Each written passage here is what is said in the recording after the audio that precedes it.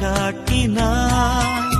நீ இல்லை என்றால் நானும் இல்லையே, நீ இன்றி போனால் வாழ்வும் இல்லையே. நீதானே எந்தன் வாழ்வின் செல்வமே, நீ இன்றி வாழ்வில் எல்லாம் சோகமே. விழுகின்ற நேரங்கள் விதையாக மடிந்தாலும் எழுகின்ற நேரங்கள் புது வாழ்வில் பாதைகள். வாழ்வென்னும் பாடம் கற்றுத்தா, வாழ்வென்னும் பாடம் கற்றுத்தா.